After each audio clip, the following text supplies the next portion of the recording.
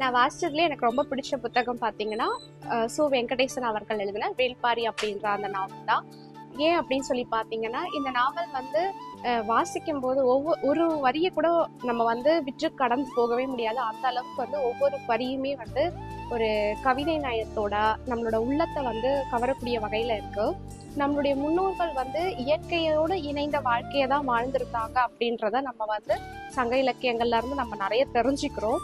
அது எப்படியெல்லாம் வாழ்ந்திருப்பாங்க அப்படின்ற அந்த உணர்வை வந்து நம்ம இந்த நாவல் வாசிக்கும் போது நமக்கு வந்து ரொம்ப புரியக்கூடியதா இருக்கு. நம்ம அதை வந்து உள்வாங்கிக்கிட்டு நம்மளும் அந்த இயற்கையோட இணைந்த அந்த ஒரு வாழ்க்கையை வாழ்றதுக்கு நம்மள வந்து அழைச்சிட்டு போற மாதிரி இருக்கு இந்த நாவல்.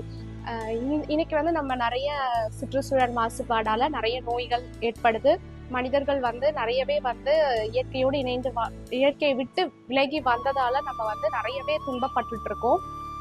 அது ஒருவேளை நம்ம வந்து ஒரு 2000 ஆண்டுகள் 3000 ஆண்டுகளுக்கு முன்னாடி நம்ம வந்து வாழ்ந்திருந்தோம்னா நம்மளுடைய தமிழகம் எப்படி இருந்திருக்கும், நம்மளோட தமிழர்கள் எப்படி வந்து பண்பாட்டோட இருந்திருப்பாங்க, அவங்களுடைய சூழல் எப்படி இருந்திருது எல்லாமே வந்து இந்த புத்தகத்தை வாசிக்கும் போது அந்த உணர்வு ஏற்படுது. இந்த புத்தகம் வந்து ஒரு படமா எடுக்கலாம் அப்படின்ற மாதிரி கருத்துக்கள்லாம் போய்கிட்டு இருக்கு. படம் வர்றதுக்கு முன்னாடியே எல்லாருமே தயவு செஞ்சு இந்த புத்தகத்தை வாசிச்சிடுங்க. ஏன்னா அது கொடுக்கக்கூடிய அனுபவம் வந்து அதுக்கு வந்து விலை மதிப்பே இல்லைன்னு சொல்லலாம். அந்த அளவுக்கு வந்து அந்த அனுபவம் வந்து கண்டிப்பா நம்ம தமிழர்களாகிய எல்லாருக்குமே அந்த அனுபவம் கிடைக்கணும் அப்படின்னு சொல்லி நான் விருப்பப்படுறேன்.